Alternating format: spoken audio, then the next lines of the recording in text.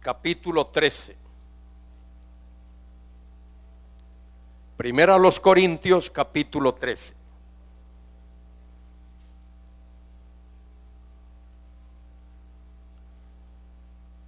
En esa epístola a los Corintios, Pablo dice tremendas cosas.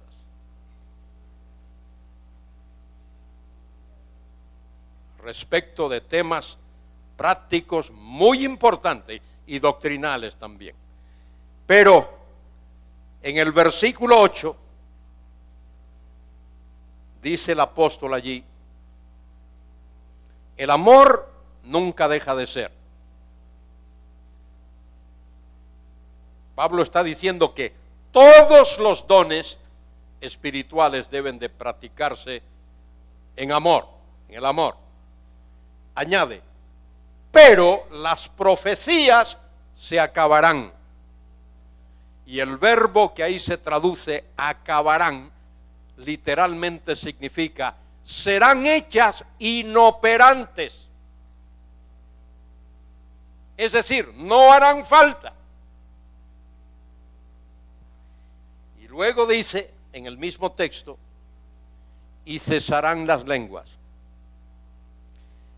Y ese verbo ahí que se traduce cesarán, el verbo paomai en el griego, significa literalmente eso, cesar, pero está en lo que se llama la voz media.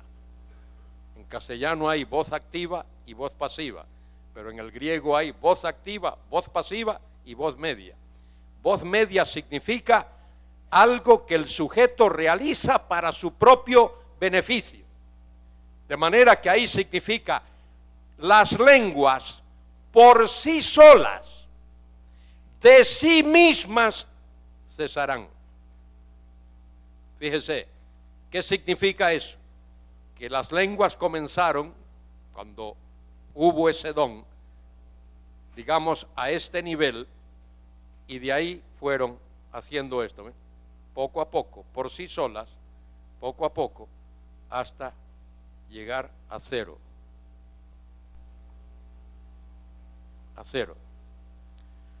Tengo algunos amigos misioneros que están en las selvas traduciendo la Biblia para tribus indígenas que no tienen su idioma escrito y por lo tanto no tienen las escrituras.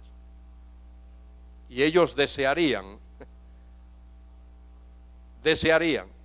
que Dios les permitiese llevar la palabra de Dios a esa gente. Y nosotros oramos por esos misioneros. Si el don de lengua existiese, no estarían pasando el trabajo que pasan allí, traduciendo la Biblia.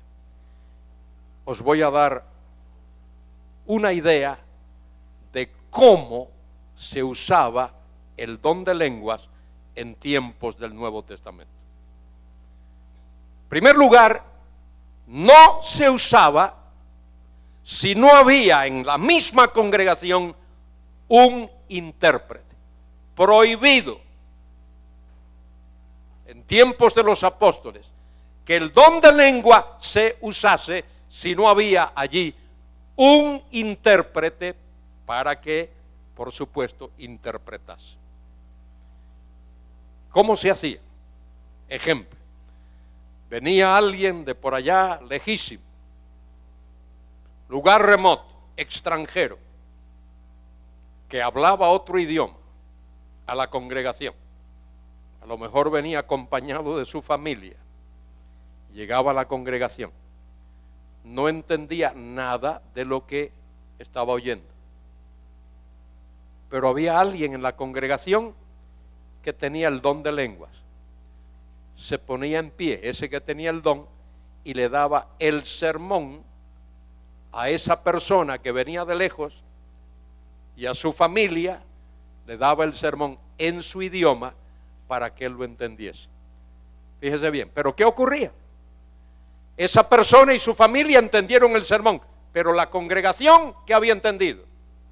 Nada, cero.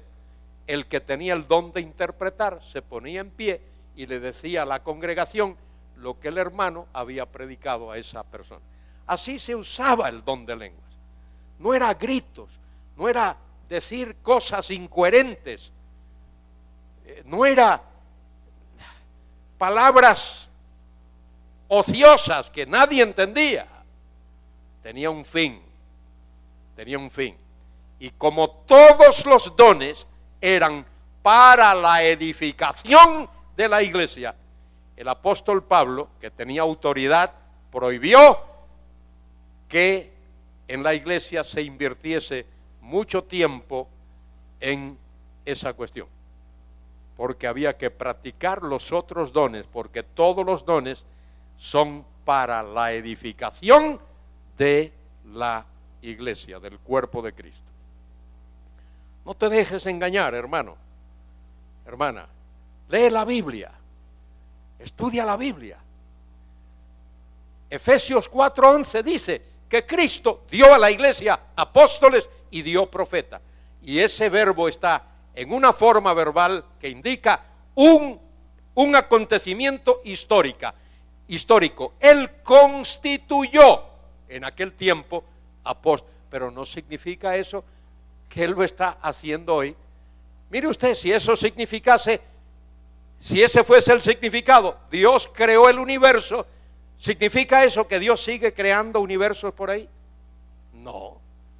Cristo murió en la cruz, ¿significa eso que Cristo está muriendo todos los días en la cruz? No. Cristo resucitó de los muertos, ¿significa que Él está resucitando a cada rato por ahí? No. Un poquito de sentido común al leer la Biblia. Por eso necesitamos enseñanza doctrinal que vaya acompañado de la práctica, y que el pueblo de Dios sepa lo que cree. Hay 3 preguntas que todo cristiano debe saber contestar, y si no sabe contestarla, cae en la categoría de analfabeto cristiano. La primera cosa que debe saber el cristiano contestar es: ¿quién soy? Eso tiene que ver con identificación. Como cristiano, ¿quién soy? ¿Qué significa eso de soy cristiano?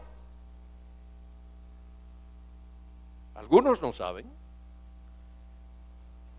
Hay que aprender, hay que saber eso. ¿Quién soy? Identificación. Segunda pregunta que el cristiano debe saber contestar es: ¿qué creo? ¿Qué creo? ¿Qué creo de Dios? ¿Qué creo de la Biblia? ¿Qué creo de la iglesia? ¿Qué creo de Cristo? ¿Qué creo de la salvación? ¿Qué creo acerca del pecado? ¿Qué creo acerca de los acontecimientos finales de los que hemos estado hablando aquí? Y la tercera pregunta que todo cristiano debe saber contestar es: ¿cómo practico? ¿Cómo vivo eso que creo? ¿Quién soy? ¿Qué creo? ¿Y cómo practico lo que creo? Muy importante, el cristiano que sepa contestar esas 3 preguntas está en la categoría de un cristiano educado. Si no sabe, está en la categoría del cristiano analfabeto, o como decía mi amigo, querido amigo el doctor La Cueva, que está en el cielo, un cristiano asnalfabeto.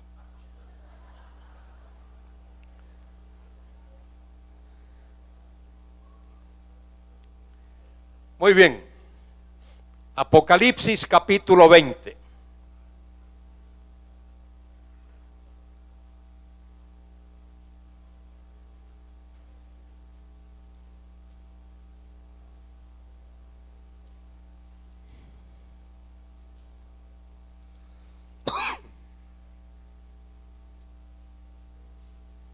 Dice el apóstol Juan ahí, Apocalipsis 20, en la Reina Valera falta una conjunción que está en el texto original. Y vi. Juan va ahora en orden cronológico diciéndonos ciertas cosas. Y vi a un ángel que descendía del cielo con la llave del abismo y una gran cadena en la mano. Y prendió al dragón. ¿Quién es el dragón? La serpiente antigua. ¿Quién es la serpiente antigua? ¿Qué es el diablo? ¿Y quién es? Es Satanás. Y lo ató por 1000 años. Mire cuántos nombres tiene ese individuo. El dragón, ¿de qué? Su carácter terrorífico. Nunca aparece como dragón. La gente lo reconocería y saldría huyendo. Pero él aparece a veces con ojos azules, cabello largo, rubio, lindo. Aparece de manera elegante, bien perfumadito o perfumadita. Así aparece. Pero es el dragón. Hermenéutica, interpretación. Dragón ahí es una figura de dicción. Es para que nosotros nos demos cuenta del carácter. No está describiendo el aspecto físico de ese personaje. Está describiendo su carácter.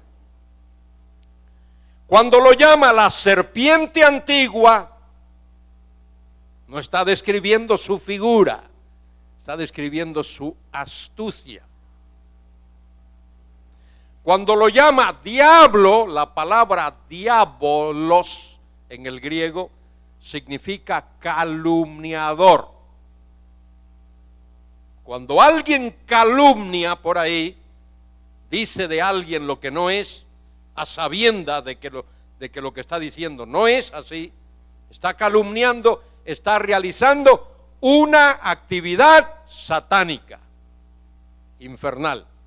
Y la palabra Satanás, ese verbo Satán, significa adversario, el que se opone.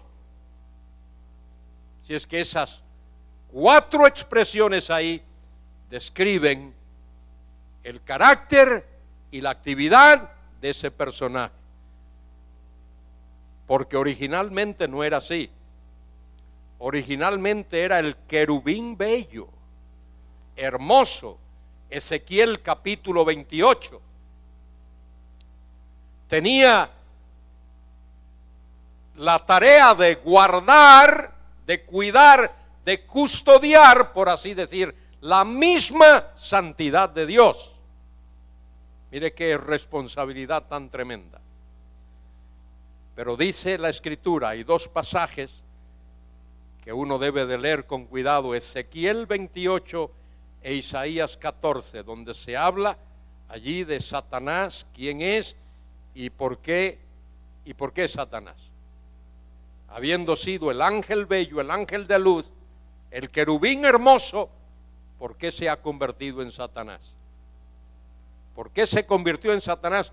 Porque su corazón se llenó de orgullo.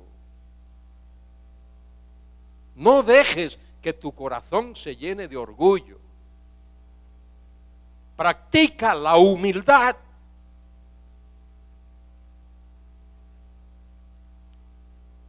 Y el corazón de ese ángel de luz, de ese querubín bello, se llenó de orgullo y de envidia. Y desafió a Dios. Quiso destronar a Dios. Darle un golpe de estado a Dios. Quitarlo de su trono.